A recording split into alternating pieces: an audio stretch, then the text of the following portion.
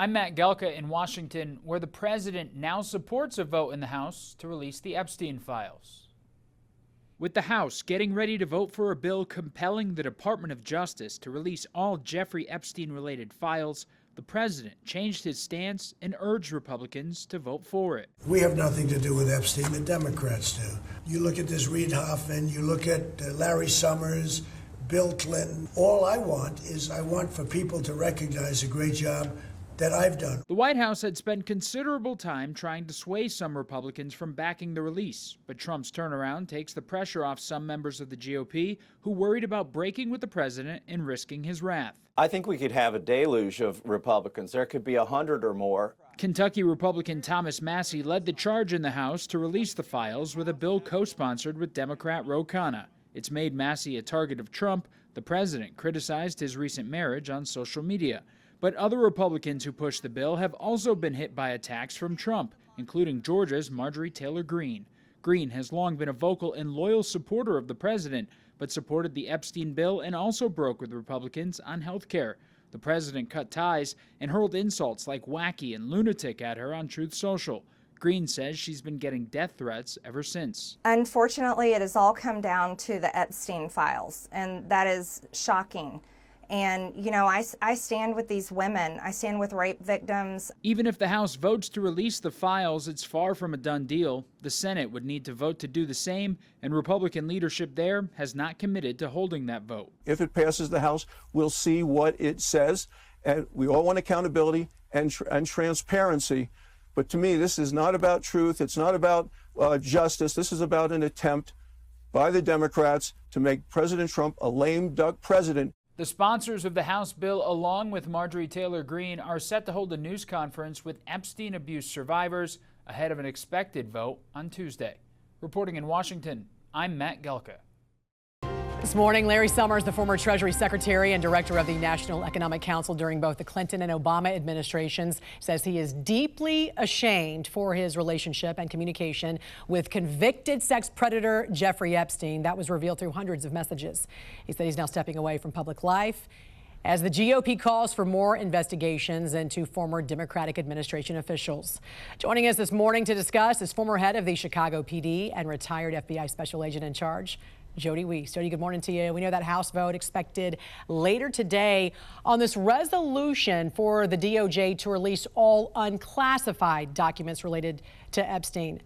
The president has encouraged House Republicans to go ahead and vote for it. He said he has nothing to hide and says this, quote, Democratic hoax is perpetrated by radical left lunatics to deflect, he says, from the success of the Republican Party.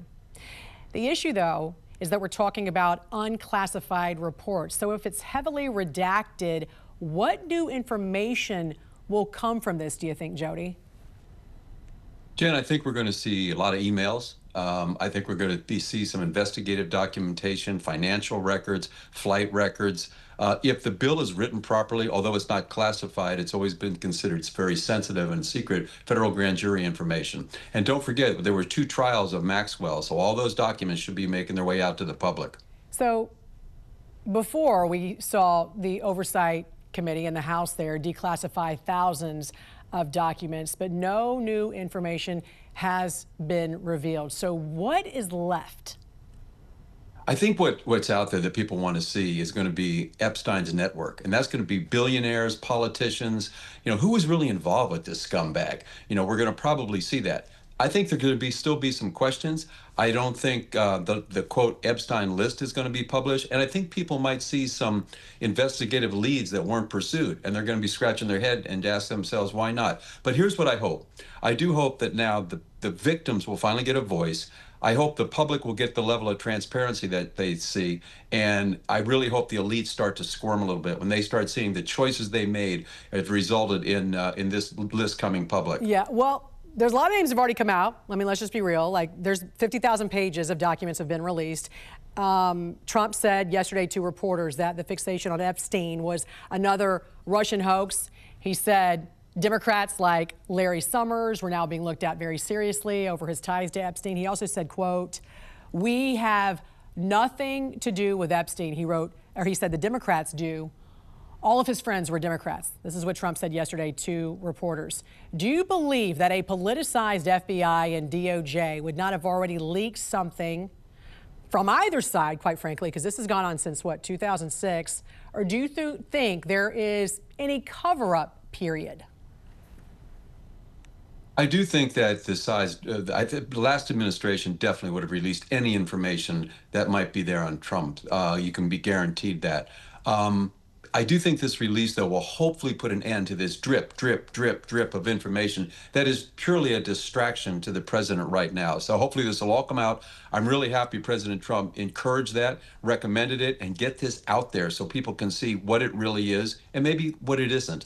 I'm curious, too, when there's a change of guard from the administration, because you have to assume this has been going on since Obama and then the first Trump presidency and then now with Biden and now with Trump again. When you have new agents, new set of eyes on cases, doesn't that mean more chances for more information to be released or just the opposite? You know, it could be, Jen, but it depends where the case is. You know, Epstein is dead. There's been 2 trials. So being that the case has gone to a logical fruition and it's come to a kind of final disposition, usually those cases remain closed unless there's an appeal or maybe a new trial that's coming up. But I would have expected this case to be over. I think the president expected this case to be over. But sadly, some members of Congress just want to be pushing this. So good move, getting it out. Let's be done with this. Is there any information that would be withheld? Yeah, of course, the victim's information would be withheld. You certainly don't want that to go out, but I'm hopefully a lot of this information going out. This case should not be classified. I don't see any reason that it would actually be classified under the traditional classification standards. A lot of sensitive information, but we'll have to see what comes out of there. But yeah, we should not see anything on the victims. Former head of the Chicago PD and retired FBI special agent in charge, Jody Weiss. Great talking to you. Thanks for joining us this morning. You too, Jan. Great to see you. You too.